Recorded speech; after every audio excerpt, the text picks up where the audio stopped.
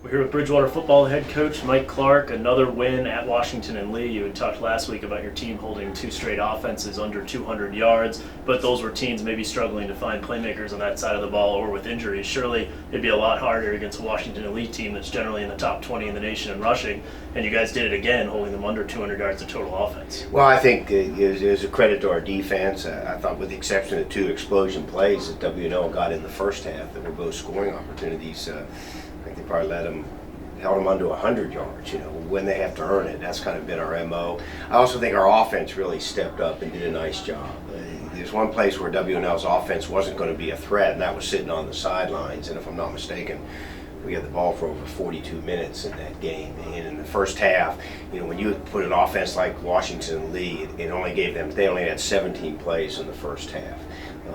We were trading field goals for touchdowns. We weren't real happy about that on the offensive side of the ball, but I thought our offensive people had to make an adjustment. It was a game where, candidly, we couldn't run the ball. I mean, the defensive front was pretty good.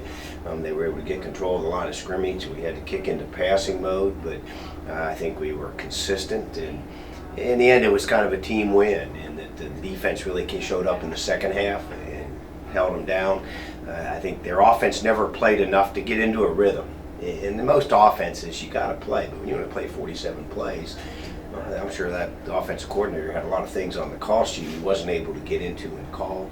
I thought our kicking game stepped up in big time. To block the kick for the third consecutive week, to have a 71-yard punt that was down at the half-yard line. We all played off each other fairly well. We got to eliminate the penalties. I thought there were times where you can be emotional and be poised at the same time. That was a combination we didn't have in some critical situations there on Saturday, and ultimately you can't play against ourselves that way. It's going to be another tough test this weekend. You go on the road again. It's an Emory and Henry team that's won 5 straight, and both of their losses were, they had the lead or were tied in the fourth quarter of those two games. Well, I think what they got into is they played their opening game, lost in overtime without their quarterback, and there's no question he is a key ingredient to what they're trying to do. And as I told our kids, after we'd beaten Ferrum, I said, okay, you want to find out what a playoff game is like, get ready. We're going to have one next week at Washington and Lee. And for Washington and Lee, that was an elimination game. It's going to be tough to have 2 losses in this conference and be viable in the hunt at the end.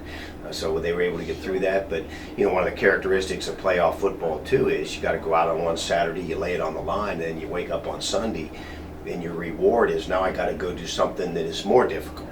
I got to play a better team in the next round, and I don't think there's any question that's what we have in front of us moving down to play Emory and Henry. They're a team that's talented, they've got speed, and they've got a lot at stake too. They're one of the teams with 1 conference loss, and for them this is an elimination game. We've got our insurance.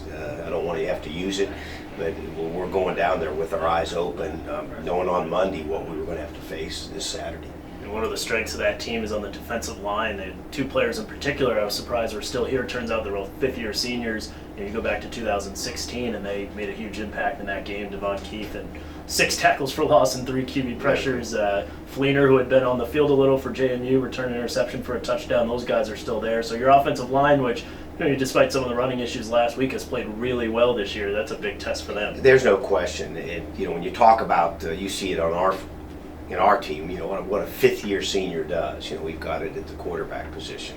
We've got it at the linebacker position in Rayshawn Myers. And when they can take 2 5th-year seniors, those are kids that were out a year ago, and did not play last season.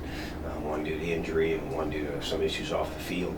But for those kids to come back, they're going to be loaded. I do think our offensive line, they were aware that we were challenged. We're only going to go as far on offense as they take us. And my hope is we go down, dig our heels in, and take a stand.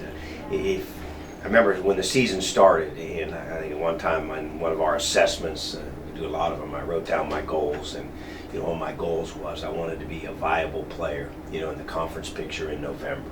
This game's going to be on November 2nd, and we are a viable player. The neat thing is in football, I told the kids it parallels life. I met my goals, now I'm readjusting, and I'm setting them a little bit higher. I hope our kids are doing the same thing. And you'll be trying to go for a 12th straight win. That would tie the program record And that was set out here against Rowan by the 2001 Stag Bowl team. Yeah, 12 in a row, and when you talk about, we had a regular season win streak one time. There's a lot more than that, but you're right. But it's for us. That's a nice stat. If it happens, and somebody says congratulations, I'm going to say thank you. But I think we've gotten where we've gotten by just really trying to focus and be a week-to-week team. And there's no question, Emory and Henry on the road on their family weekend.